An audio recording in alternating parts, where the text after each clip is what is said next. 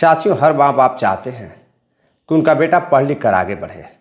हर माँ बाप अपने बच्चों का भविष्य सोचते हैं, लेकिन एक पिता अपना ही भविष्य सोचने लगता है, अपना ही बुढ़ापे की लाठी ढूंढने लगता है और फिर एक ऐसी कहानी लिखी जाती है जिसको सुनकर सभी हैरान रह जाते हैं। दरअसल साथियों, एक व्यक्ति जिस उम्र में बेटे की शादी करनी थी उस उम्र में खुद की शादी कर लेता है और जो उसकी पत्नी होती है वह बेटे के ही हम उम्र होती है और उसके बाद बहू के साथ, उसकी पत्नी के साथ जो कुछ होता है उसे सुनकर लोग यकीन नहीं कर पा रहे थे। नमस्कार साथियों, मैं विकास राय हाजिर हूँ एक और नई कहानी के साथ। साथियों, मैं बात कर रहा हूँ उत्तर प्रदेश के बरेली के एक क्षेत्र की। एक गांव में एक व्यक्ति विनोद नाम का काफ़ी पैसे वाला रहता है। पेशे से बैंक में काम किया करता था। अच्छा खासा पैसा था, संपत्ति थी। धीरे धीरे इतनी संपत्ति उसके पास हो जाती है कि वह अब बुढ़ापे में उसको सोचना नहीं था। उधर पेंशन भी मिलने वाली थी। एक परिवार में उसकी पत्नी, 2 बेटियां और एक लौता बेटा राहुल। 4 लोगों का छोटा सा परिवार रहता है, 5 लोगों का। काफ़ी अच्छा कट रहा था, सब कुछ बढ़िया चल रहा था, बेहद बहुत सुंदर परिवार था। अब परिवार में जो राहुल रहता है बेटा, वो पढ़ाई कर रहा था, दिल्ली जाकर इंजीनियरिंग की पढ़ाई कर रहा था। और इधर 2 बेटियां जो बड़ी हो रही थी, गांव में ही अपने पढ़ाई कर रही थी। तभी विनोद सोचता है कि क्यों ना शहर में मकान बनवा लिया जाए। वह बरेली के ही एक कॉलोनी में मकान बनवा लेता है। मकान बनवाने के बाद अब धीरे धीरे जैसे ही मकान कंप्लीट हो जाता है, वह अपने पूरे परिवार को ले जा करके बरेली में शिफ्ट कर देता है। अब बेटियां बरेली के ही एक अच्छे कॉलेज में पढ़ने लगती हैं। धीरे धीरे जब पढ़ाई बेटियों की ख़त्म हो जाती है तो इधर राहुल की भी पढ़ाई ख़त्म हो चुकी थी। बेटियां जवान हो चुकी थी, बड़ी हो चुकी थी। अब माँ सोचती है कि क्यों ना बेटियों की शादी कर दी जाए, क्योंकि दोनों बेटियां बड़ी थी, राहुल छोटा बेटा था। अब धीरे धीरे बेटियां 28 साल और 30 साल की हो जाती हैं। एक का नाम रेनू रहता है, एक का नाम निशा रहता है। रेनू बड़ी रहती है। रेनू और निशा की शादी की काफ़ी चिंता थी माँ को, क्योंकि माँ की तबीयत अक्सर ख़राब रहा करती थी, उसका इलाज चल रहा था। इसी दौरान एक काफ़ी अच्छा रिश्ता दिखाई देता है। लड़का पेशे से शिक्षक मिल जाता है, सरकारी टीचर रहता है। माँ सोचती है अब इससे बेहतर भविष्य वो अपनी बेटी का नहीं बना सकती है। अब वो अपनी बड़ी बेटी की शादी उस शिक्षक के साथ कर देती है। के साथ करने के बाद अब माँ चैन की सांस लेती है कि चलो, एक बेटी की तो शादी हमने कर दी, अब जिम्मेदारी है दूसरी बेटी की। दूसरी बेटी की शादी भाग्यवश उसकी बड़ी बेटी की जो ननद रहती है, उसी ननद की भाभी की एक बहन रहती है, उसी का मौसी का एक लड़का अक्सर दूर से आता जाता था, उसी से उसकी शादी फिक्स कर दी जाती है। वो भी इंजीनियर रहता है, काफ़ी दूर का रिश्तेदार रहता है। नितिन के साथ अब छोटी बेटी निशा की शादी तय कर दी जाती है। सब लोग बेहद खुश थे, धूमधाम से शादी होती है। और इस तरह निशा की शादी जब हो जाती है तो माँ सोचती है कि चलो अब चलकर गंगा नहा लेते हैं, क्योंकि अब दोनों बेटियों का बोझ सर से उतर चुका है, अब उसे चिंता की कोई बात नहीं है। लेकिन इसी दौरान अब जैसे ही बेटी की शादी को 2 साल गुजरते हैं, इधर बड़ा बेटा 31 से 32 साल का हो जाता है। धीरे धीरे उम्र बढ़ने लगती है। पढ़ाई कंप्लीट करके घर आता है और घर आने के बाद छोटी मोटी तैयारी करने लगता है सरकारी जॉब की, क्योंकि कैंपस सिलेक्शन उसका होता नहीं है। और फिर वह सोचता है कि क्यों नहीं सरकारी नौकरी की तैयारी कर ली जाए। अब वह सरकारी नौकरी की तैयारी करने लगता है। लेकिन माँ की तबीयत अब धीरे धीरे ख़राब होने लगती है। अब उसकी माँ की तबीयत धीरे धीरे करके काफ़ी ज़्यादा ख़राब हो जाती है, दवाइयाँ चल रही थी। और विनोद काफ़ी परेशान होने लगता है कि उसकी बीवी की हालत बेहद ख़राब हो रही है, आखिर क्या किया जाए। वह दिल्ली लेकर जाता है, मुंबई तक ले जाकर अपनी पत्नी का इलाज कराता है, लेकिन उसकी पत्नी सही होने का नाम नहीं ले रही थी। उसकी बीमारी बढ़ती ही जा रही थी। अब इधर किडनी भी उसकी ख़राब हो जाती है। किडनी खराब हो जाती है तो कुछ समय बाद अब किडनी काम करना बंद कर देती है तो उसका डायलिसिस होने लगता है। और साथियों, यह देखकर अब दोनों बेटियां भी काफ़ी चिंतित थी। बेटा भी चिंतित था, पति भी चिंतित था। अब घर में माँ की तबीयत बेहद खराब थी। राहुल भी काफ़ी परेशान था, पढ़ाई में मन नहीं लग रहा था। माँ कहती है कि एक काम करिए, जीते जी मेरे राहुल की भी शादी कर दीजिए। अगर शादी हो जाती तो मैं काफ़ी खुश रहती, बहू से एक बार मुलाकात हो जाती, मैं बहू को देख लेती। हो सकता है कि कुछ दिन और जी लूँगी तो मेरे नाती पोते भी हो जाएंगे, उन्हें भी देख लूँगी। पिता कहता है ठीक है, मैं बात करता हूँ किसी से। तभी उसकी तबीयत इतनी ख़राब हो जाती कि हॉस्पिटल ले जाया जाता है और डॉक्टर कहते हैं कि दोनों किडनी खराब हो चुकी है, अब बचना मुश्किल है। मात्र एक हफ्ते के अंदर अंदर साल 2021 में माँ की मौत हो जाती है। अब माँ की मौत होने के बाद घर में मातम फैल जाता है। इधर उसका बड़ा बेटा और दोनों बहन काफ़ी परेशान थे। माँ के जाने के बाद दोनों बहन घर पे एक के बाद एक आती हैं और कुछ दिनों तक घर संभालती हैं। लेकिन ससुराल तो ससुराल होती है, ससुराल वाले दबाव बना रहे थे। अब दोनों बेटियां अपने अपने घर चली जाती हैं। जब अपने अपने घर चली जाती हैं तो एक दिन विनोद अपनी बेटी से बात करता है कि बेटी, सोच रहा हूँ शादी कर दूँ। तो बेटी को लगता है कि शायद भाई के शादी की बात पिताजी कर रहे हैं। तो बेटी कहती है कि ठीक है, शादी होनी चाहिए, कोई अच्छी सी लड़की देख करके शादी कर लीजिए। अब इधर पिता सोचता है कि मैंने बेटी को बता दिया है कि मैं शादी करने वाला हूँ। अब बेटी को लगता है कि वो अपने बेटे यानी कि राहुल की बात कर रहे हैं, लेकिन उन्हें बैंक में ही काम करते समय एक महिला जो विधवा रहती है, मीना नाम की विधवा महिला, वो अक्सर बैंक में आती थी, मैनेजर साहब से बातचीत करती थी। उसकी उम्र 40 साल रहती है और उसकी एक 18 साल की बेटी भी रहती है, 17 से 18 साल की, जो बरेली में ही रहकर पढ़ाई करती थी। इसी दौरान बातचीत काफ़ी अच्छी होती थी और अक्सर विनोद उसके घर भी जाता था, जिस कमरे पर वो रहती थी, बातचीत करता था। अब दोनों की काफ़ी घनिष्ठ दोस्ती हो जाती है। वो महिला अपनी बेटी के साथ विनोद की पत्नी के मौत पर घर भी आई थी मिलने के लिए।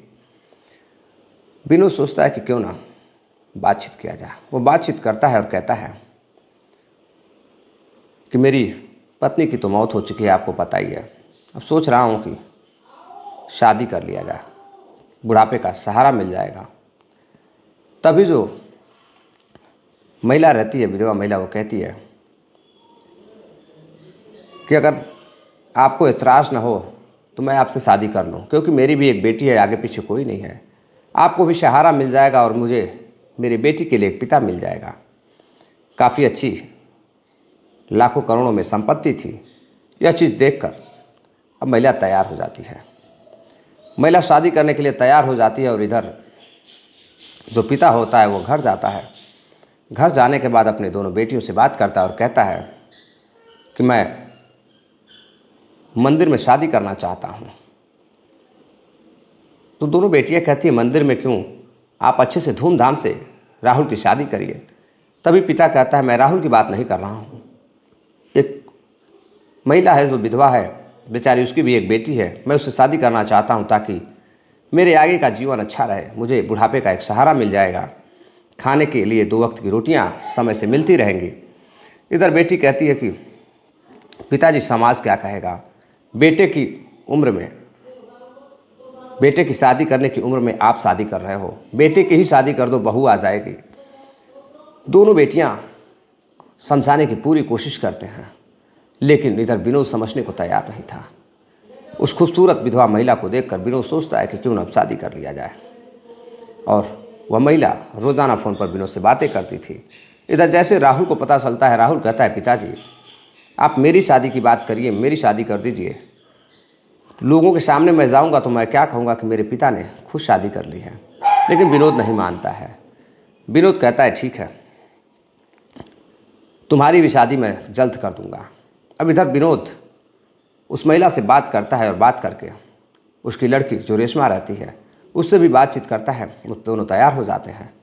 माँ अपनी बेटी को बताती है कि काफ़ी अच्छी खासी संपत्ति है, हमें इधर उधर काम नहीं करना होगा, पेंशन पर नहीं जीना होगा, तुम्हें कोई दिक्कत हो तो बताओ। रेशमा कहती है मुझे कोई दिक्कत नहीं है, और इधर जाकर वह कोर्ट मैरिज कर लेता है। कोर्ट मैरिज करने के बाद जो महिला होती है काफ़ी चतुर होती है, वह कोर्ट मैरिज इसलिए करती है कि सारी संपत्ति उसके नाम हो जाएगी। कोर्ट मैरिज करने के बाद अब वह उसके घर आती है दुल्हन के रूप में। वो गाड़ी से अपने घर लेकर आता है तो आसपास के लोग सोचते हैं कि शायद कोई रिश्तेदार होगा, लेकिन जैसे ही लोगों को पता चलता है कि अरे ये तो शादी करके आया हुआ है, शादी के जोड़े में है, अब लोग हैरान रह जाते हैं। अब सभी आसपास के लोग कहते हैं कि बेटे की शादी करनी चाहिए, तो ये बुढ़ा व्यक्ति अब अपनी शादी कर रहा है बुढ़ापे में। विनोद तो पागल हो गया है, सठिया गया है। लेकिन विनोद को अलग ही खुशी थी। विनोद बिल्कुल मगन था, किसी की नहीं सुन रहा था। अपने पत्नी के साथ रात गुजारता है और धूमधाम से एक पार्टी भी देता है शादी की। बेटी वगैरह सभी लोग आते हैं, लेकिन बेटी के रिश्तेदार आने से मना कर देते हैं, ससुराल वाले आने से मना कर देते हैं। बेटियों की भी मजबूरी थी, बेटियां अपना आती हैं और चली जाती हैं। लेकिन एक व्यक्ति जो उसकी शादी में नहीं था, वो था उसका बेटा। वह दिल्ली चला जाता है अपने दोस्तों के पास और वह अपने दोस्तों से बातचीत करता है। कहता है यार मेरे पिताजी ने तो शादी कर ली है, मैं क्या करूं, मेरी तो बातचीत नहीं हो रही है, वो समझ में नहीं आ रहा है। फिर वो अपने पिता से कहता है कि पिताजी मेरी उम्र धीरे धीरे 34 से 35 साल होने जा रही है, आपने तो अपनी शादी कर ली, समाज में मुंह दिखाने के लायक तो छोड़ा नहीं, एक काम करिए मेरी भी शादी कर दीजिए, वरना मुझे घर से बाहर कर दीजिए।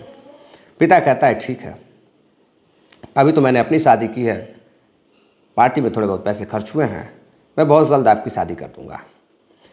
अब जब पिता शादी तलाशने की बात करता है तो जो उसकी सौतेली माँ रहती है वो कहती है अभी शादी करने की क्या ज़रूरत है, अभी कुछ दिन रुक जाओ। उसके दिमाग में कुछ और ही खुरापात चल रहा था। अब इधर धीरे धीरे पहले तो अपनी सौतेली माँ से काफ़ी नाराज़ रहता, उसकी बेटी से काफ़ी नाराज़ रहता, लेकिन फिर उसके दोस्त समझाते हैं कि यार उसी परिवार में रहना है, उन दोनों की क्या गलती है, गलती तो पिता ने की है। अब इधर राहुल धीरे धीरे अब उसकी बेटी रेशमा से बात करने लगता है। बातचीत करते करते अब भाई बहन दोनों काफ़ी अच्छे दोस्त हो जाते हैं। एक ही कमरे में बैठकर घंटों बात करते करते इधर दोनों हम उम्र रहते हैं। इधर 18 से 19 साल की लड़की और इधर 35 साल का लड़का, मात्र 10 से 12 साल का अंतर। और फिर दोनों बातचीत करते करते गहरी दोस्ती हो जाती है और दोनों सौतेले भाई बहन एक दूसरे से प्यार करने लगते हैं। कहते हैं अगर सही उम्र में शादी शायद पिता कर देता तो ये गलती नहीं होती। अब जो उसकी ज़रूरतें थी, जो इच्छाएं थी, राहुल अब रेशमा में देखने लगता है। रेशमा और रश्मि, उस रश्मि में देखने लगता है और रश्मि के साथ अब धीरे धीरे करीब आने लगता है। फ़ोन पर बातें होने लगती है, घर में रात रात को मुलाकात होने लगती है। एक रात दोनों इतने करीब आ जाते हैं कि फिर दोनों दो जिस्म एक जान हो जाते हैं। अब धीरे धीरे भाई बहन का जो रिश्ता रहता है वह अब प्यार में बदल जाता है और वह उसी कमरे पर जब भी पिता बाहर चला जाता, माँ काम में बिजी रहती, माँ कभी कभी बाज़ार भी जाया करती थी, तो उस समय रश्मि अपने सौतेले भाई राहुल के साथ बंद कमरे में ही समय व्यतीत करती थी, बातचीत करती थी। दोनों काफ़ी खुश थे, दोनों प्यार करते थे, दोनों एक दूसरे से शादी करना चाहते थे। लेकिन घर में एक सौतेली माँ भी थी जिसकी उम्र 40 साल थी। इधर वो भी राहुल को एक दिन कमरे से निकलते हुए देखती है। राहुल के बदन पर सिर्फ टॉवल थी, वो नहा कर निकलता है, तो वो देखती है तो वह काफ़ी खुश होती है, उसे मुस्कुरा कर देखती है। राहुल को जाकर छूने की कोशिश करती है। राहुल कहता है कि आप ये क्या कर रही हैं, आप मेरी माँ समान हैं। अब इधर 55 साल का व्यक्ति और कहाँ 40 साल की महिला, अब वो धीरे धीरे अपने पति से प्यार करना छोड़कर अपने जिस्मानी भूख के लिए, खुशियों के लिए अब वो अपने ही सौतेले बेटे पर डोरे डालने लगती है। धीरे धीरे वो अपने से पति के काम पर जाने के बाद, विनोद के नौकरी पर जाने के बाद, वह एक दिन राहुल को अपने कमरे में बुलाती है। बेटी बाहर गई हुई थी, अब वो कमरे में बुलाती है और फिर राहुल को पकड़कर ज़बरदस्ती करने लगती है। कहती है कि देखो सारी ज़मीन जायदाद मैं तुम्हारे नाम करवा दूंगी, बस तुम्हें मुझे एक खुशी देनी है, मुझे खुश किया करो, मुझे जो खुशी चाहिए वो बस खुशी मुझे दे दिया करो। तुम्हारे पिता के बस की बात नहीं है। वो कहता है कि तुमने शादी फिर क्यों की? तब वो कहती है कि मैं मजबूर थी, मुझे अपनी बेटी का भविष्य नजर आ रहा था, इसलिए मैंने शादी कर ली। अब मैं तुम्हें काफ़ी पसंद करने लगी हूँ। इधर ठीक ठाक पैसे वह अपने पति से लेकर अपने बेटे राहुल को देने लगती है और सौतेला बेटा अपने ही माँ के साथ पति पत्नी के रिश्ते में आ जाता है। इधर जब भी समय मिलता अपनी सौतेली माँ के साथ वह शारीरिक संबंध बनाया करता था। उधर रात में जब घर वाले सो जाते थे, माँ और उसके पिताजी सो जाते थे, तो वह अपनी ही सौतेली बहन को कमरे में बुलाकर बातचीत किया करता था। इधर माँ को लगता था कि दोनों पढ़ाई कर रहे होंगे, बातचीत कर रहे होंगे। पिता भी सो जाता था और फिर उसके साथ भी रातें गुजार लिया करता था। धीरे धीरे समय गुजरता है। एक दिन पिता को लगता है कि उसका बेटा राहुल कमरे में कुछ रात के 1 बज रहे हैं और कमरे में आवाज़ आ रही है। वह जाकर देखता है तो दोनों कमरे में बैठे हुए थे। दरवाज़ा खटखटाता है। दोनों एक पास बैठे हुए थे, लेकिन फिर सही होकर के दरवाज़ा खोलते हैं तो वह कहता है कि क्या कर रहे थे? तभी राहुल कहता है कि हम लोग पढ़ाई कर रहे थे, लेकिन बेड पर कोई किताबें नहीं थी। वो परेशान होता है, सोचता है कहीं कोई बात तो नहीं है। अब इधर उसकी शादी को तकरीबन 1 साल हो जाते हैं। 1 साल से वो कभी अपनी माँ के साथ तो कभी अपने उस सौतेली बहन के साथ उनकी खुशियों को पूरा किया करता था और ख़ुद की इच्छाओं को भी पूरा कर लिया करता था। फिर वो शादी की बात नहीं करता है, क्योंकि वो अपने ही सौतेली बहन से शादी करना चाहता था।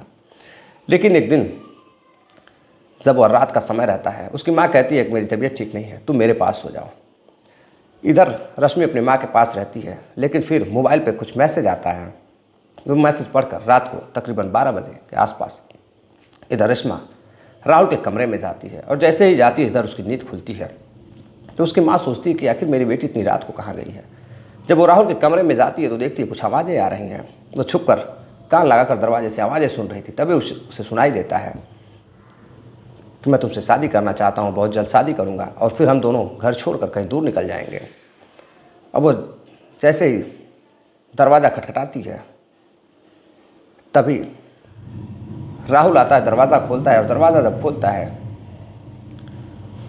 तो कमरे का जो नज़ारा था उसे देखकर वह सन्न रह जाती है। अब दोनों के अवैध संबंधों के बारे में, नाजायज संबंधों के बारे में उसे शक हो जाता है। वह अपनी बेटी से पूछती है ये तुम क्या कर रही थे? राहुल कहता है कि ऐसी कोई बात नहीं जो आप समझ रही थी। तभी वो कहती है मैं अच्छे से समझ रही हूँ तुम लोग क्या कर रहे थे और तुमसे मैं कल बात करती हूँ। अपनी बेटी को डांट फटकार लगाती है। बेटी कहती है मैं इससे शादी करना चाहती हूँ। पूछती है कब से चल रहा था? तभी वो बताती है तकरीबन 1 साल हो गए हैं। अब वो अपनी बेटी को नीचे लेकर जाती है और फिर अगले दिन बेटी को बाहर भेजकर राहुल से कहती है तुम ये क्या कर रहे हो?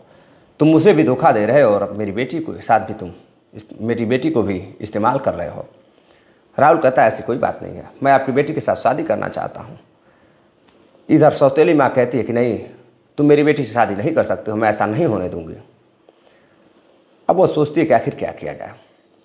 तभी वो अपने पति के पास जाती है और कहती है रात में कि देखिए मुझे कुछ सही नहीं लग रहा है। इधर राहुल और रेशमा दोनों कमरे में रात भर रहते हैं। बच्चे जवान हो चुके हैं, मुझे डर लगता है। जाकर देखिए कहीं कोई बात तो नहीं है। अब उसका पिता जैसे ही जाता है दरवाज़ा खुला हुआ मिलता है और जैसे ही दरवाज़ा खोलता है देखता है कि कमरे में दोनों आपत्तिजनक स्थिति में है। रात का समय था, तकरीबन 12 बज रहे थे। अब इधर रात का समय था, 12 बज रहे थे। यह बात सुनकर तभी इससे पहले राहुल अपनी प्रेमिका को बताता है रेशमा को कि तुम्हारी माँ मुझे परेशान करती है, वो नहीं चाहती है कि वो शादी होने दे। लेकिन रेशमा को अपनी माँ के रिश्ते के बारे में पता नहीं था। इधर पिता जाता है, देखता है सब कुछ आपत्तिजनक स्थिति में, तो अपने बेटे को मारने लगता है, बेटी को भी मारने लगता है। उसकी माँ दौड़कर जाती है बचाने के लिए। कहता है ये तुम क्या कर रहे थे? उसकी माँ कहती है जाने दीजिए, लड़का है, गलती हो गई होगी। तभी राहुल कहता है कि जिस उम्र में आपको अपनी सेवा सत्कार करवानी चाहिए थी बहू से, उस उम्र में आपने शादी कर ली। मैं रेशमा से शादी करना चाहता हूँ। तो कहता है अपनी सौतेली बहन से शादी करोगे तो लोग क्या कहेंगे? राहुल कहता है कि लोग क्या कहेंगे? आपने शादी की तो लोगों ने नहीं कहा। मैं रेशमा के साथ शादी करना चाहता हूँ। रेशमा कहती है मैं राहुल के साथ शादी करना चाहता हूँ। तभी जो महिला रहती है कहती है कि विनोद, यह तुम्हारा जो लड़का है इसे घर से बाहर कर दो, क्योंकि यह धोखा दे रहा है। यह रेशमा के साथ और मेरे साथ भी कमरे में आकर गंदी गंदी हरकतें करता है। राहुल कहता है ऐसा नहीं है पिताजी, इस महिला ने मुझे खुद बुलाया था और कमरे में ज़बरदस्ती की। अब इधर जो सौतेली माँ थी उसकी खूबसूरती में इतना जादू था कि वो अपने पति को अपने बस में कर लेती है और कहती है कि नहीं, आपका लड़का गलत है, मेरी लड़की के साथ आपकी आंखों के सामने गलत काम कर रहा है, मेरे साथ भी कर रहा था, तो मैंने सोचा कि बता दूंगी तो आप इसकी पिटाई करेंगे या इसे घर से बाहर निकाल दिए। मैं नहीं चाहती थी कि लोग कुछ कहें। अब पिता गुस्सा होता है और एक लोहे की राड उठाता है और अपने बेटे को मारने लगता है। इधर जैसे ही बेटी को पता चलता है कि माँ के साथ भी इस लड़के ने गलत काम किया है, अब वो अभी पिता का साथ देने लगती है और फिर माँ बेटी मिलकर चाहते थे कि इसे घर से बाहर कर दिया जाए। इतना मारते हैं कि वो लहूलुहान हो जाता है और उसे बाहर फेंक देते हैं। अब वो चीखता है, चिल्लाता है, आसपास के लोग आ जाते हैं। आसपास के लोग आते हैं तो लोग उसे छुड़ाते हैं, पूछते हैं आखिर ये क्या हुआ है, क्यों ऐसा काम कर रहे हो। तो बताता है कि मेरे बेटे बेटी और मेरी पत्नी के साथ गलत काम कर रहा था। तभी लोग कहते हैं कि